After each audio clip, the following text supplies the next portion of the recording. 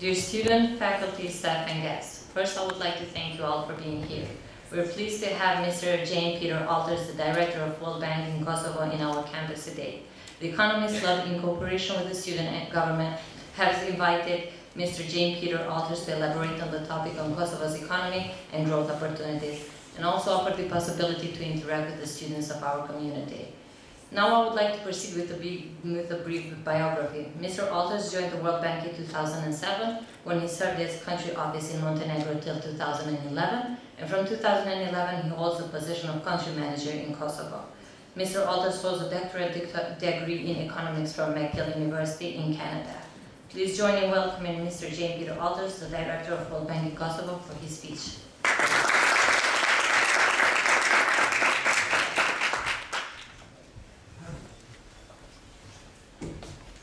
Thank you very much, first of all, for the invitation. And I think a very important, critical period of time. If we talk, and if we can talk about something that is a little bit more medium term, it's probably at the beginning of a mandate of a new government. You might or might not like the government, but at least there is now a time to really look at what are the challenges that have to be addressed in a 4-year period, rather than talking about more shorter-term tactical political issues. Clearly, if we look at the situation that we have here in Kosovo, and I will just talk about, actually, where can I move to the slides? You have an assistant. Perfect. I mean, you know probably a whole lot better than I do. There are a number of very interesting features, and some of them seem slightly contradictory. Generally, if we look back at recent years, there has been consistent growth in this country. It's one of 3 countries in Europe that has grown in every single year throughout the global financial Eurozone crisis.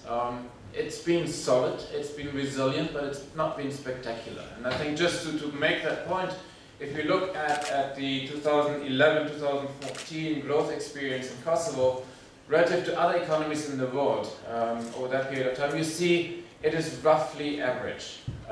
Actually, it is slightly below the world average of growth.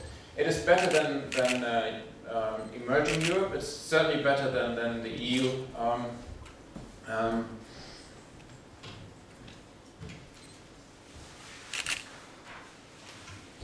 But the growth story is one that is clearly linked to the starting point. And if we compare our current position relative to other countries in Europe, Kosovo remains one of the poorest countries in Europe, which of course defines the particular sets of challenges going forward. Next. And this is probably the Achilles heel of Kosovo's economy generally. The labor market outcomes, both in terms of employment and unemployment, is very poor. And within the labor market, if you look at the various segments, at 30% unemployment, for instance, Kosovo has one of the highest unemployments in Europe. But if you look at female, in particular if you look at youth unemployment, and within that, female youth unemployment, it is actually quite alarming. And I think here you see that not only the numbers per se, but also the developments give some reason for concern. And again, looking at young female, the young female segment of the population, that's the one segment that doesn't seem to have benefited from the gradual modest improvement that we seem to have seen in the labor market. That's the one segment that seems to have decoupled from development elsewhere.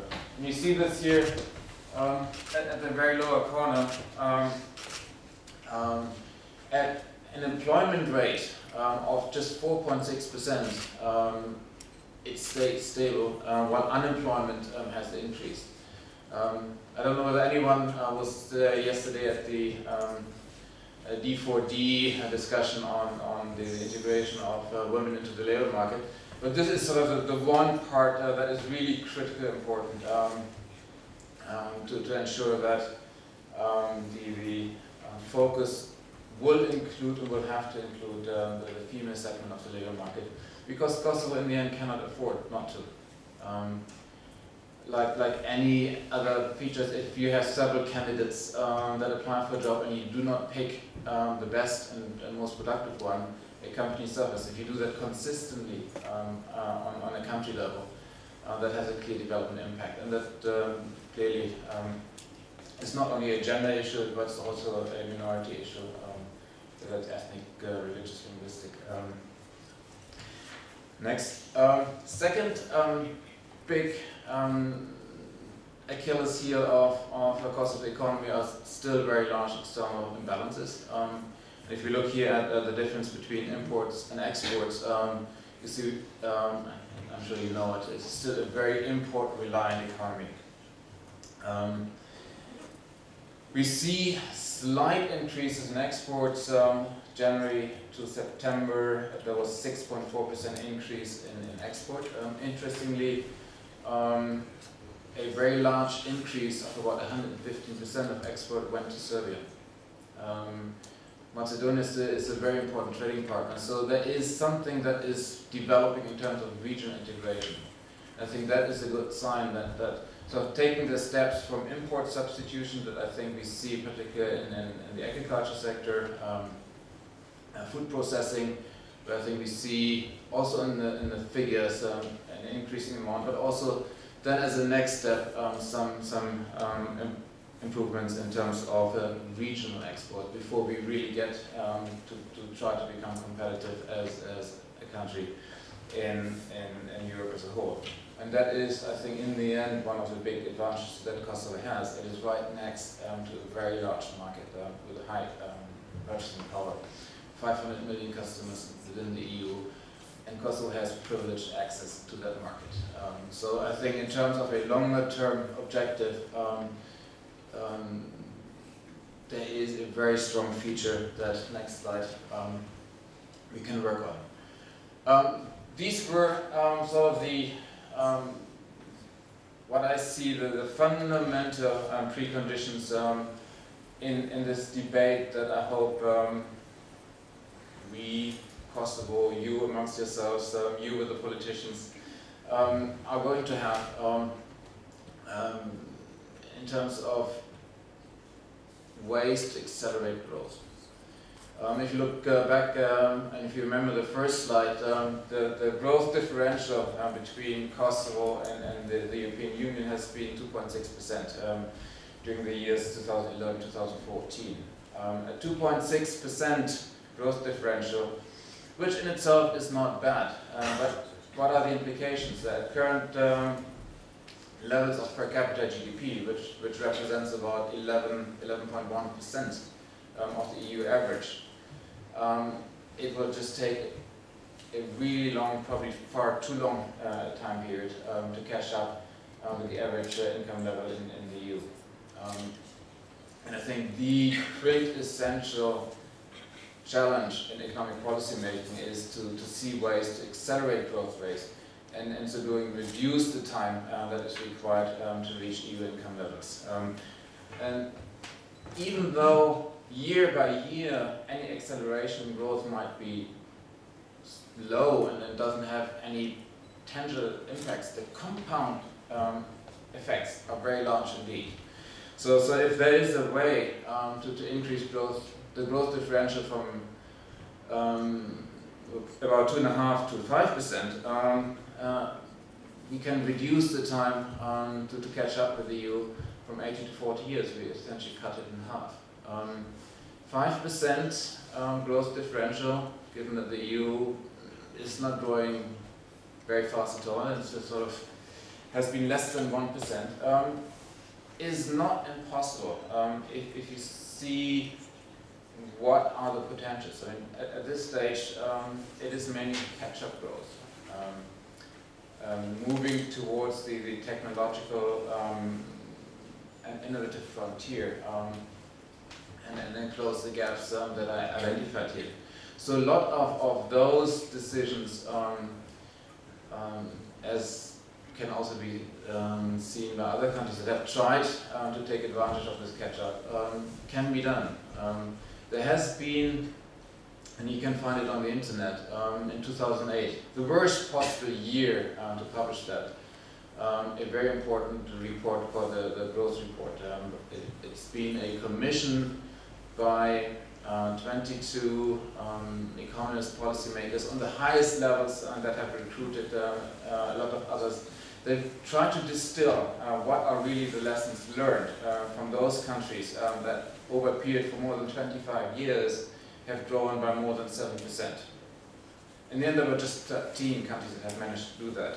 But these 13 countries were very heterogeneous. They were in Europe and they were in Asia, they were big and small, they were landlocked and they were at the sea, they had natural resources and they didn't have. I think the heterogeneity of the countries has been a good feature. But it's really, I think it's a good read.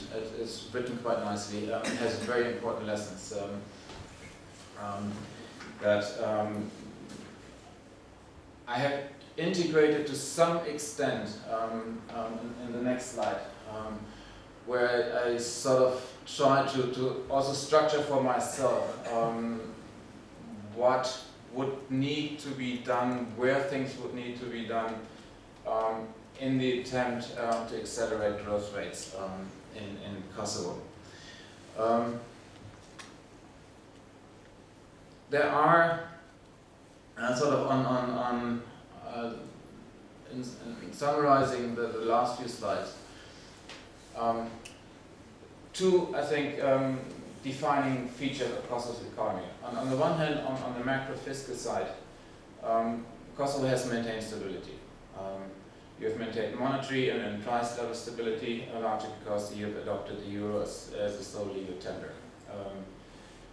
The very stringent and tight fiscal rules have contributed to the fiscal situation having remained stable.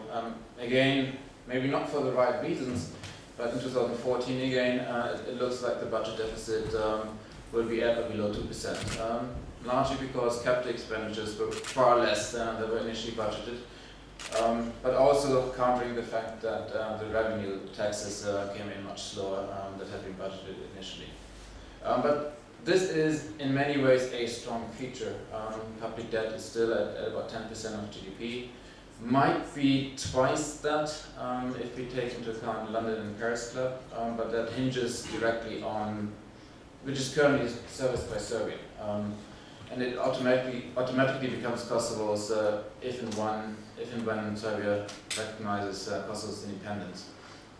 But even at 20%, it is still at a very manageable level. So one part of economic policies, and I don't think I really have to convince you on that, is to keep focusing on maintaining that what is good and strong in Kosovo's economy and build on the other features that are not. And on the other features, if you look at the blue boxes from the back, I think looking back to the last campaign, granted it's not been a while, I think the one nice feature of that campaign was that every single party focused on jobs as the single most important issue faced by Kosovo in the years to come. You all disagreed on how to do it, but at least I think there was a clear identification that a next government and the success or failure of the next government will be judged by the ability to create an environment that facilitates the creation of jobs. That in turn, the weak labor market is a reflection of the narrow production base reflected in the external imbalances. And that in turn is a reflection of low domestic productivity. And low productivity is not really competitiveness. Personally, I don't particularly like the term competitiveness because it often means lowering standards and wages. That is not really Kosovo's problem. But the low productivity and the linkages that exist between available capital and labor and all the inputs that feed into the production function, I think that combination is still not as strong as it can be. And once I think there is an agreement that domestic productivity is the key to unlock growth rates that are more endogenous, that come more from within, rather than growth that has been fueled by foreign aid, by remittances, by public investments. That has helped, but it is not sustainable. So the various elements that will help to do that I see are essentially four, and then those are reflected in these gray boxes that you see on the slide here. The one element I think that is critical, given the type of growth that we're aiming at, the catch-up growth, is really to be as open as possible to import ideas, knowledge, technology from abroad. This can happen in many ways. Clearly, often we talk about attracting foreign direct investment. Yes, that is one way of importing technology and standards from abroad. And when we are talking about attracting FDI, and discussions, probably one of the most controversial discussions in terms of economic policies that Kosovo has had on privatizations, to me it seems the discussion always has been focused on the wrong parts. The discussion has been on how much does the budget get. Yes, it's important, but of course, a lot of discussion has been on whether the process has been right. The governance bit of it, yes, it's also very important that this is done right. But I think one of the critical issues that has not been discussed a lot is the ability that a privatization can or won't bring into moving a sector up to the technological frontier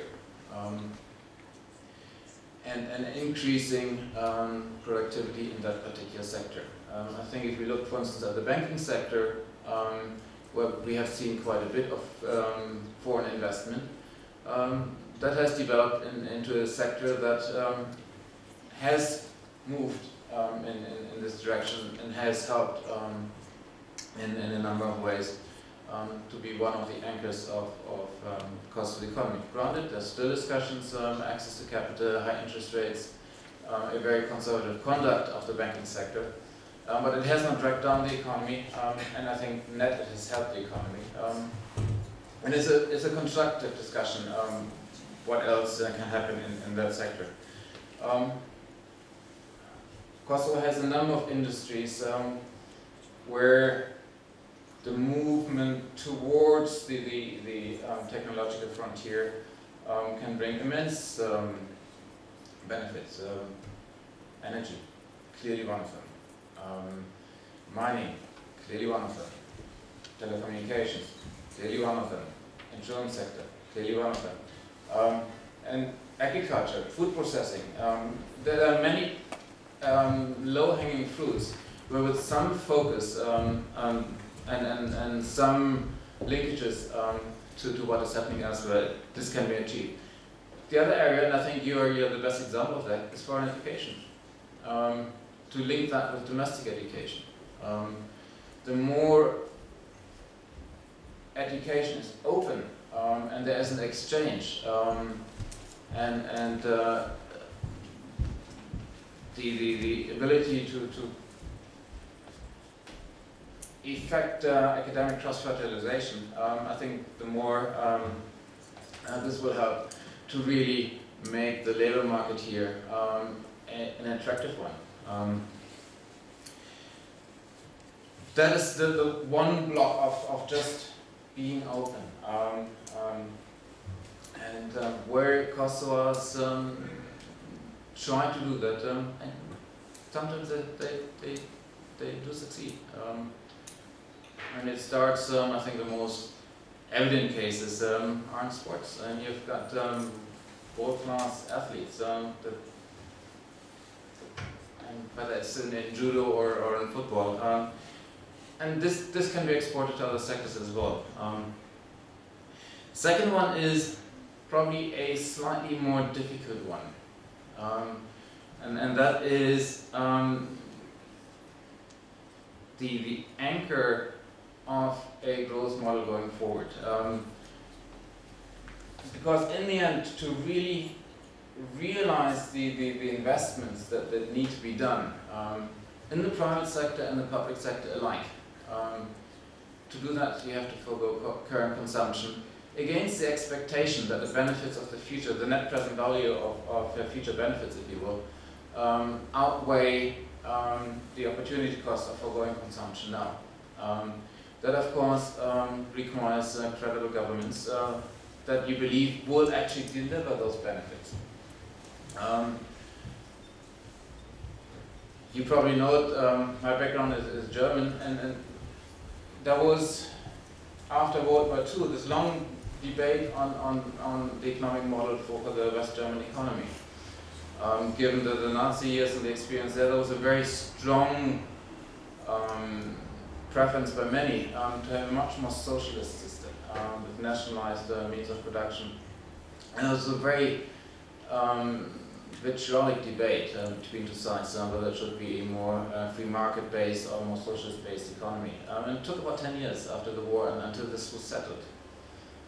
And it was settled essentially by the model of what's called now a social market economy, by the at the time Minister of Economy, who made a very strong promise that increases in productivity will be forwarded as wage increases to the population at large. That has worked for quite some time, and I think some of the social problems that Germany has seen recently is the feeling that this promise seems to have been broken. It's a debate that is currently taking place, but that helped to make the sacrifices that are required, or the forgotten opportunities of consumption opportunities in the present, to make the investments for the future. Where I think Kosovo and the region as a whole receives some benefits is the fact that what is required to do these types of investments. It is physical investment, it is the investment in a legal framework, it is investments in institutions, all of that. Is the fact that your country's political objectives, namely EU integration, coincides to a large extent with the priorities of socio-economic development. That what you have to do for one objective are essentially congruent with what you have to do for the other. So that self-reinforcing political economic set of policy actions might help to push things forward to some extent. Lastly, the focus on what I mentioned here is functioning market economy. Functioning means that essentially the price signals can play the role of price signals. That people get jobs because of their education, skills and talents. That a tender is won on the basis of price and quality. All of these factors where there are other elements that have intruded the market, that have clouded price signals, which make economic actions very difficult. And within that, I think the two main sectoral reforms that will have to be focused are in terms of energy and education. Energy, simply because I don't really have to summarize it. Maybe questions will come. It is a vulnerable sector, one that does not yet guarantee security of supply, and clearly a very important obstacle to attracting investment, both domestic and foreign. No one puts in expensive equipment if you cannot rely on energy. And similarly, education. Because, as I said, a very difficult legacy. It has to be the focus. Also looking at demographics and seeing where we currently are in terms of the labor market. There's a lot to do. Nothing is impossible, but with the right focus and the right vision of where the country wants to go, at least in broad principles, I think Kosovo has many features that could make it work. The mental picture that I have, and I close with that here before I open the floor for questions. The mental picture that I always have when I look at Kosovo economy is it's a chain that has a number of really strong links and a number of really weak links. But you cannot pull with that chain. You need to fix those links that are still weak. It is a challenge that I think Kosovo as a whole will have to face. It is government and opposition, it is civil society, it's the private sector, it's academia. Because if the growth model is long term, and not just 4 years, but 25 years, then probably everyone at some point within that time will be in government. And everyone should have an interest to make this work. Within a generation, Kosovo, I think, has the potential of being like any other country in Europe. But it takes some effort. And it's not easy. It takes some confidence and trust. And a lot of discussion. And with that, I open the floor for that. Thank you.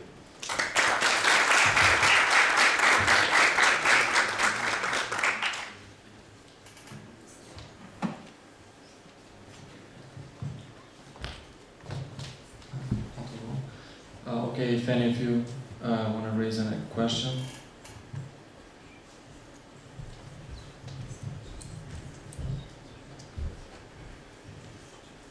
Hello, everybody.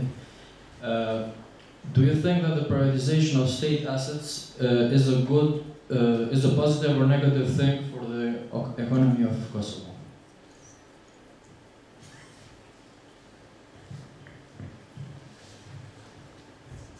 If you do it right, it could be a good thing. If you do it wrong, it's a bad thing. Again, I think one of the key features in discussing privatizations, and I'm glad you asked that question, is really what are the benefits that a privatization could bring in increasing the standards of that sector and bring it more in line with international standards and levels of productivity, and in that allow that sector to prosper and grow.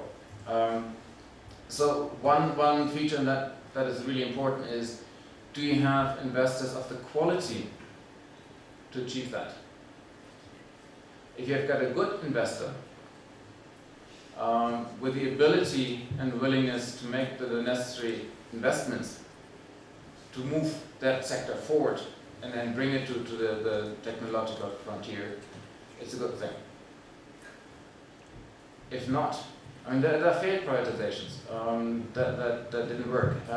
I think it's not an a priori yes or no, good or bad. You have to look at the type of investor, the ability to move the technological frontier forward. You have to look at the process. You need some ownership and some understanding why this is being done. So if all these features come together, it has the potential of being something positive. But I think we have to be also very clear where the risks are and make sure that the risks that are inherent in any privatization do not outweigh the expected benefits. So I have a quick question. So when you're talking about improving the technological innovation in the sector, how do you see supporting that? You know, bringing the rest of the society up along with that technological innovation? I think the answer is very clear. If you can do it, you can offer products or services ultimately at a lower price and a higher quality. Then you have increased productivity. And if you can do that, I think consumers are with you. If I may continue on the same point with Alicia, I completely agree that focusing on increased productivity is very important if you want to move to the indigenous growth and rely less on foreign aid. But if you start listing those weak links in the chain, quality of education, healthcare, skills mismatch in the labor market, electricity supply and others, what are the chances for this increase in productivity? Well, actually, the lower you are, the faster are the initial increases. And you probably also have these declining marginal rates of return. I think especially if you start to identify the weakest part and make efforts there, you actually have good chances. So let's take education. So the one innovation that will happen next year is that Kosovo, for the first time ever, will participate in the PISA assessment.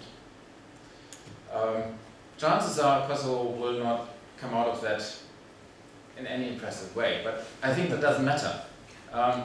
What it does is creates a benchmark, and it creates an understanding of where we really are. And on that basis, I think you can start to devise reforms to help to improve further on that system. And you have a permanent reassessment of whether that works. I think it's this is external quality control is a very important feature of moving an education system forward. As one example. Clearly, I think if and the tender is, as you know, is still open. Hopefully it will close successfully, maybe in a month's time. I mean, assuming there is a replacement of a 50-year-old power plant that is very fragile, polluting, inefficient, and all of that, with a modern state-of-the-art power plant that could be built inside the EU as well, yes, it will make a huge difference. If you can link that with the integration of the energy market with Albania, which is in many ways a perfect match between a hydro-based and a fossil-based market, one should see that, yes, you can rely on energy 24 hours a day, 7 days a week, 12 months a year.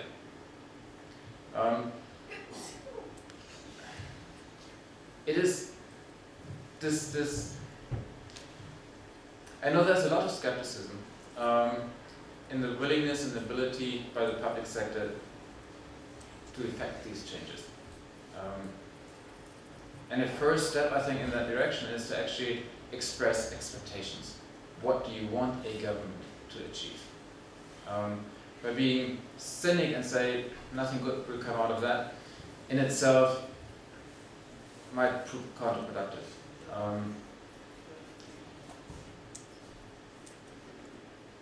The clearer and then the more open the debate on economic policy priorities is, I think the more chances the country will have to achieve that. I think one element that is particularly important in this, and where I think at least the political spectrum as a whole is involved by default or by constitution, foreign borrowing has to be ratified in Parliament with a two-thirds majority. That means the decision on what are economic development priorities, especially the expensive ones, energy might be one of them, that's where everyone has a say. And I think that's where this across the aisle debate on what really it is that the country needs to focus on for a period longer than just 4 years and can start, because these types of borrowings would be for projects that extend any given government's political mandate.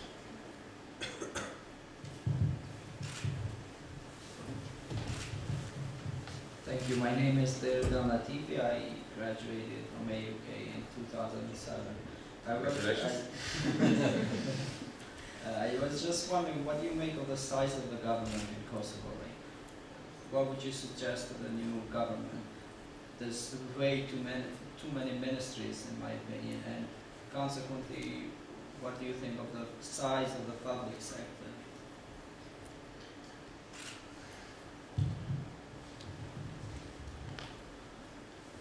it's, or we could talk about this for a really long time. To answer that, I would like to step back, because before we really answer whether government is too big or too small, I think we need to discuss what you want government to do and what you're willing to pay for it. There are different models and different successful models of how big a government can or should be.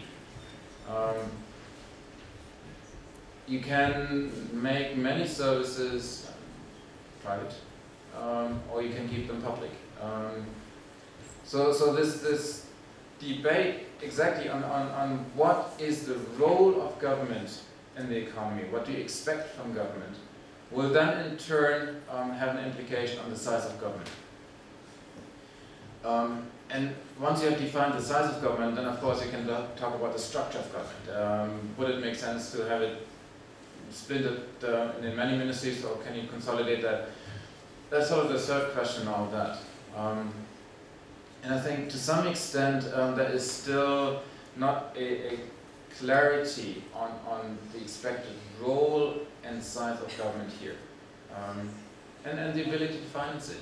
So that has to square. And taxes generally are relatively low compared to neighboring countries. Your VAT is lower, your income taxes are lower, both corporate and personal. Yes, many complaints come from the fact that taxes at the border have to be paid up front, which creates a lot of difficulty for businesses because they have to pay taxes before they actually have the turnover. But the tax levels generally, I mean even customs are generally low.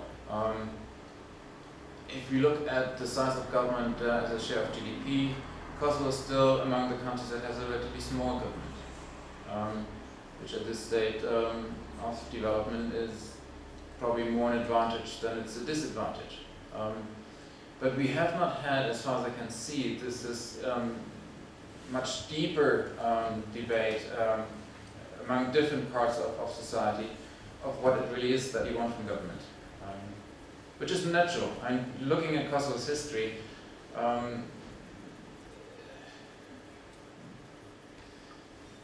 There has not been a lot of time, but that debate I think is critical. What do you want from government? And if you know that, you look at, okay, how would government have to work to make that happen? And that then defines the size.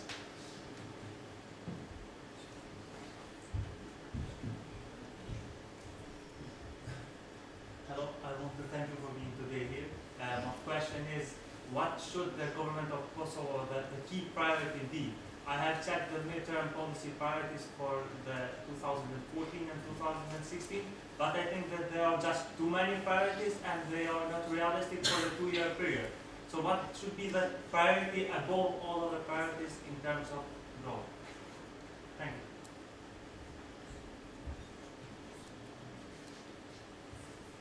you. And in the end, government's priorities are defined through the budget.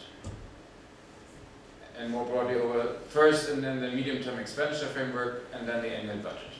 And if you look at the last government's mandate, I mean, there was clearly one priority. You look at the budget, and particularly the capital budget, and you know what the priority was.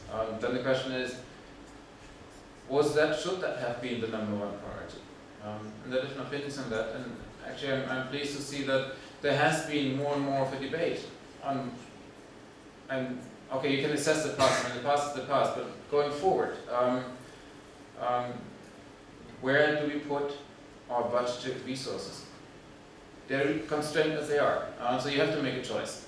The writing of strategies and defining of strategies, okay, everything is a priority, and there are so many things that need to be done here, but the decision is, okay, how do we now structure the decision making that of all the various priorities, which I think in the end probably are priorities for the country, but we have to rank them, and we have to start implementing them from the top down,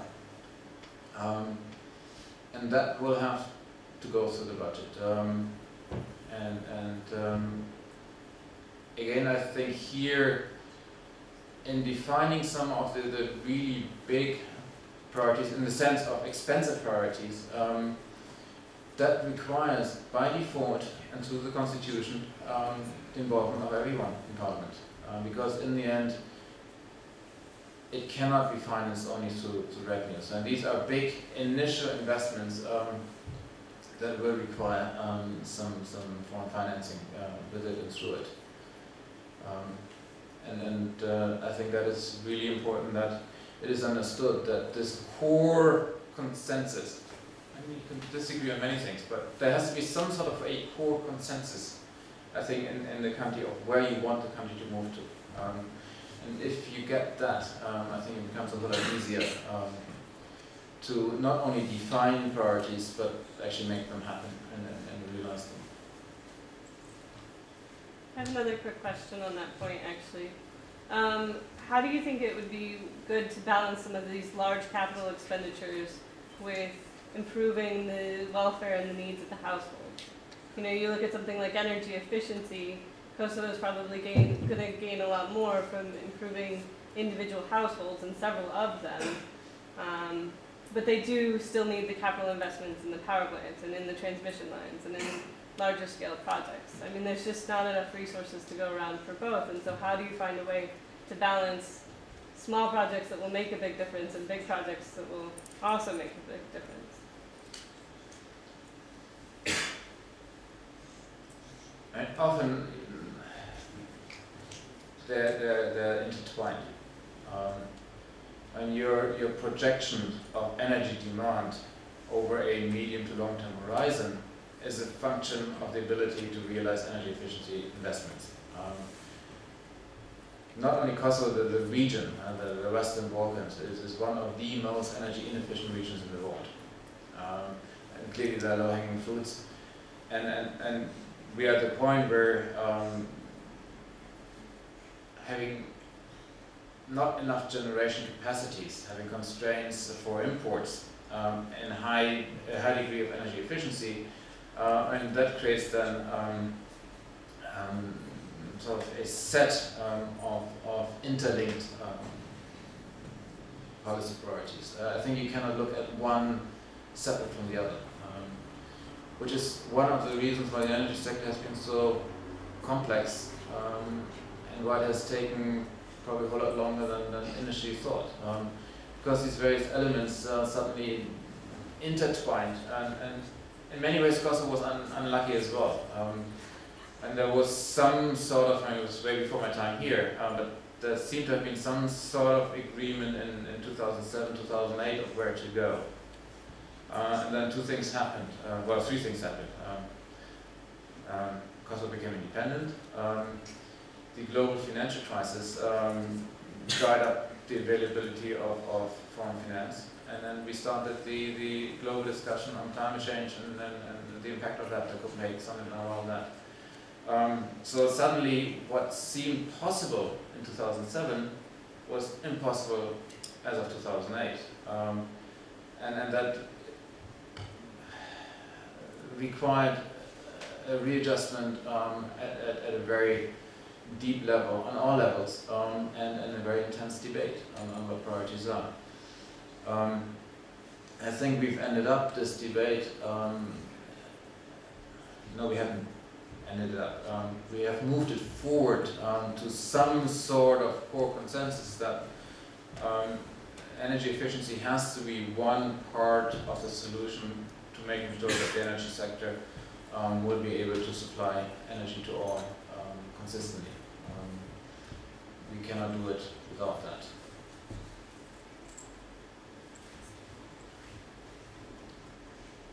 Okay, then I have another question. I completely agree with you that the size and the structure of the government should derive from the perception of individuals as to what government they want and how much government they want. But do you think that the current size of the government in Kosovo and its structure is derived from the perception of taxpayers? How much government they want? Let me give you just one example. In the municipality of Pristina, they lost several million euros on court cases for property issues simply because they didn't have a lawyer to send her to these cases, but the municipality could afford to have 18 drivers. So is the structure of the government derived from the needs of the citizens? And another question, your idea that the annual budget should reflect the priorities from the MTF. But was this the case in Kosovo? If you compare the budget and the MTF, could you see a reflection when drafting the budget on the priorities? For example, on year-by-year basis in the MTF we saw that healthcare is a priority, but we also saw the budget of healthcare going down. So what's happening there? I think I agree with you in the sense we agree too much probably for it to be a real debate. The structure of public administration can be improved upon, can be made more efficient. But that means bigger or smaller, I think, is a separate issue. I think the one big reform that is outstanding, or that is in the process of being implemented, but critical elements of which have been delayed, is public administration reform. Finance Co-financed. But I think this gives one step where we can look at, well, first of all, defining job positions. What is someone supposed to do in government? There are many positions that are not clearly defined, and I think it's important that we sort of, Kosovo has an idea who should deliver what part of the overall public good. And then if you do that, I think you automatically get into, yes, what is the structure that we're really aiming for? If we have ill-defined or undefined positions, it's very difficult to have this discussion. Clearly, I mean, if you've got an example that you lost large amounts of money because you didn't have the budget to finance a lawyer, clearly that was inefficient. The fiscal tightness should increase the interest and incentives to take these steps very, very seriously. Because in the end, to make it work with a relatively small government, given our current tax revenues, you have to look at increasing the value for money. And I think in that a periodic change in governments, and we have a new mayor in Pristina, you look at a structure again and identify changes that you think might improve things.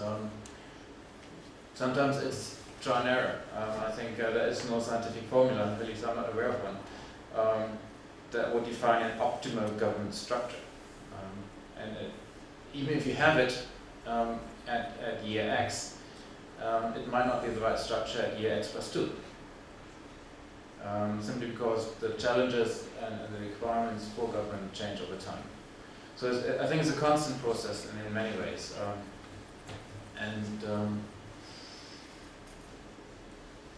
One that requires certain instruments, and I think Kosovo at this point doesn't have all the instruments yet to really have a rational discussion on that.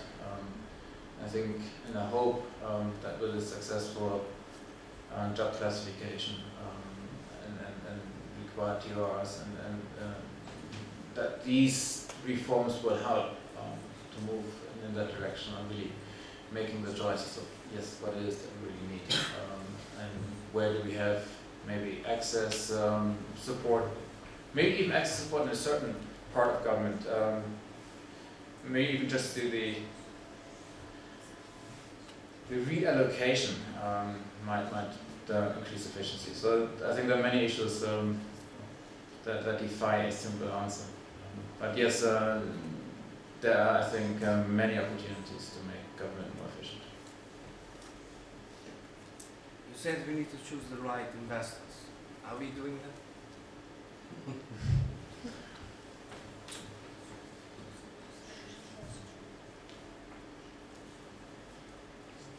And then you see it.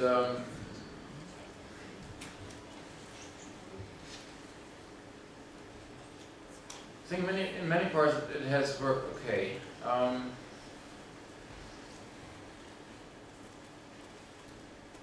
It's not. How to answer the question?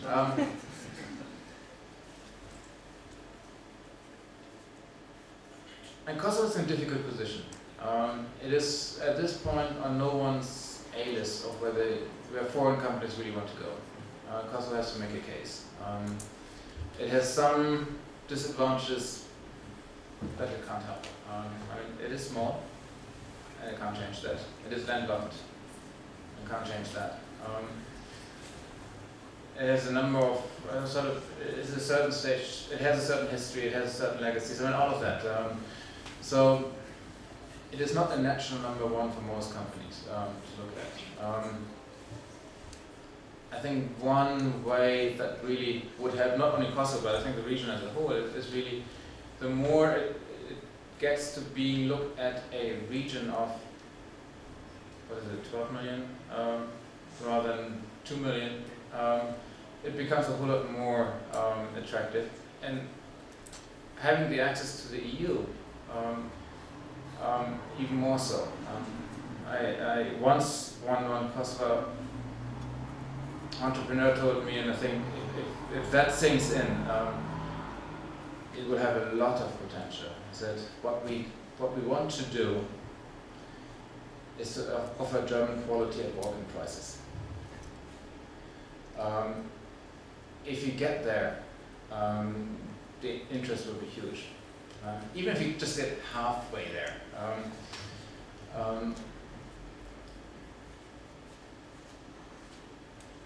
It is a battle every single time, and something has to give. And again, yes, we have to look at all the aspects of when it comes to attracting investors. It is the price, it is the quality of the firm, it is the process, it's all of that. And it's most importantly, or very importantly, the ability to really effect improvements in the way goods are produced or services are provided. I think Kosovo has had some good examples and some examples that are not that good. I think if you look at, say, the airport, as far as I can tell, we weren't involved in that. I haven't looked at any details, but that seems to have been an area where foreign involvement has been very beneficial.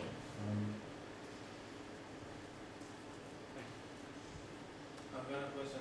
Is Brasilia considered as a good thing that they privatized it for 410 million euros, where 10 meters square is considered about 27 cents of euro?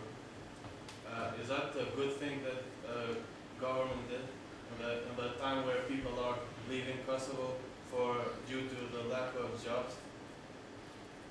I haven't looked. It's not being any project that the World Bank has supported. I haven't looked at. I mean, I've read the newspapers as you have.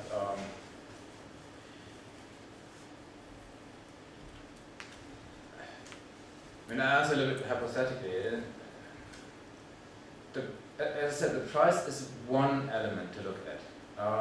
The investments into the asset is another one. And then, yes, sometimes that has to be balanced. If there's a legal commitment to realize investments, there's a certain trade-off. I have no firm opinion on that. I haven't looked at it carefully enough to have formed an opinion on that. Yes, I've read, like all of you, that the per square meter price has been very low. But I cannot really now square it to see whether it really makes sense or doesn't make sense. A priori, I have so far no opinion on that, and then I have to look at it much more closely before I can answer that. We should also maybe consider the legal aspects of the contract. I've seen the contract. According to it, if the investor fails to deliver or decides to withdraw, the government of Kosovo takes the responsibility to repay up to 95% of the outstanding debts of the firm. which is technically a contingent liability that must go through the parliament, which government did not respect in this case. So the contract for Brezovita is legally questionable, so at least at this point, at this stage. I think it's important that these things are looked at. Again, I've not looked at the contract, and so far the only information that I have is through the media.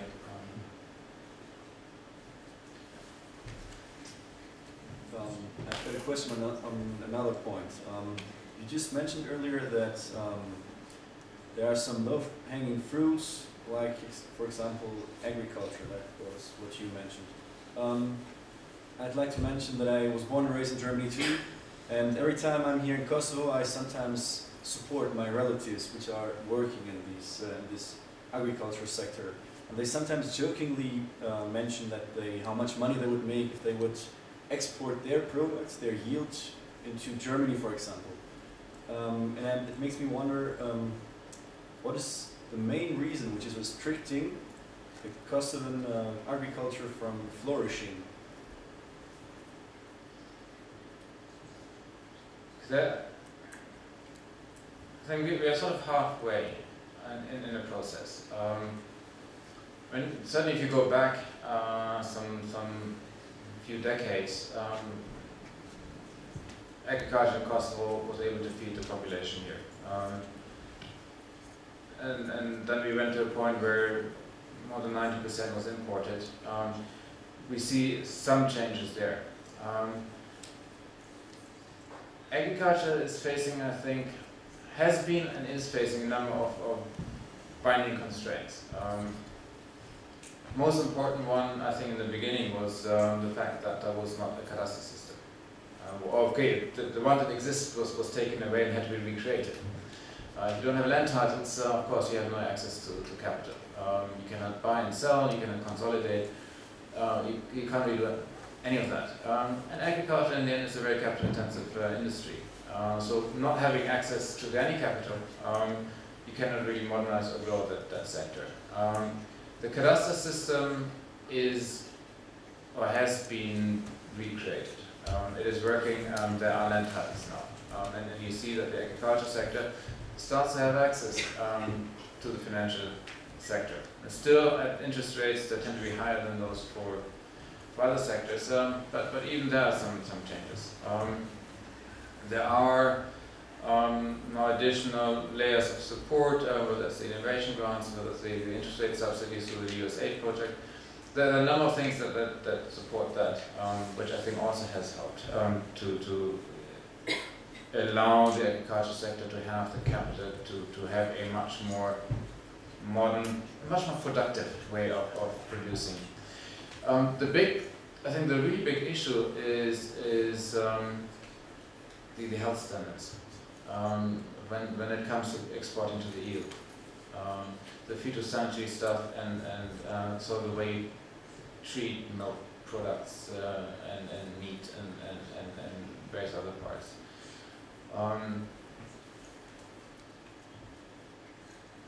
That, to a large extent, I think, is being addressed in the context of the EU integration, and the EU is very much focused on agriculture and setting up institutions that help to achieve that. It's super complex, and then I think all the countries in the region are struggling with that. Montenegro is probably the furthest ahead in that, also because they're the furthest ahead in terms of EU integration. I think Croatia is a potential a country that potentially can support the region quite a bit because they have gone through that very recently. And transport, I think, is the other big issue. I mean, agricultural produce, you cannot store it. Okay, if it's processed, yes, it's probably easier. But I don't know if you've got your apples or peaches or driving that to Germany, by the time you get there,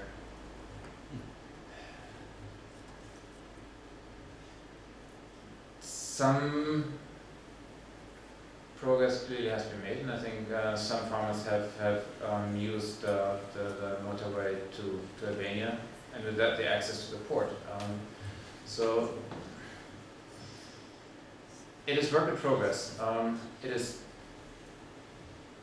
I think, super difficult, but if there is any sector that I see drive growth short term, so next 2, 3, 4 years, it is agriculture, and we are seeing it.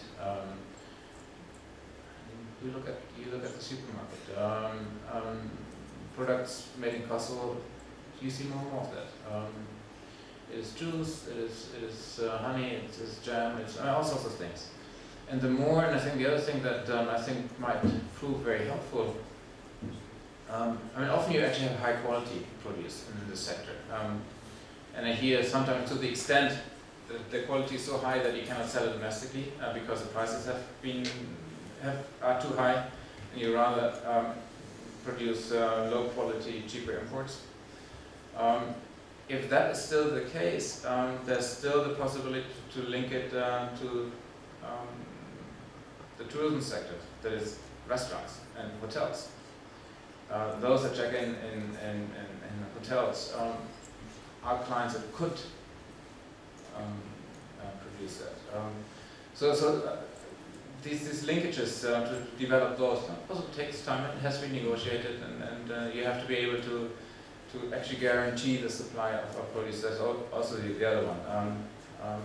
That you have to be able to guarantee that, yes, when you agree that every month you deliver X tons or something, that you actually can.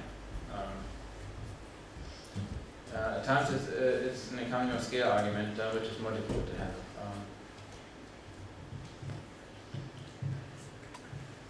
So since time is up and we have no more questions, I would like to thank you for your very informative presentation and respond to our questions.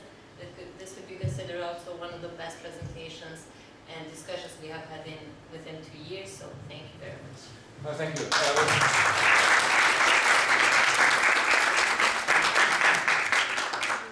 Thank you. No, it was really enjoyable and inspirational. Yeah, I hope it gave some food for thought. You certainly have chosen the right discipline in my view. There's a lot to be done. There's no shortage of challenges, issues, research projects. No, thank you all. It was great.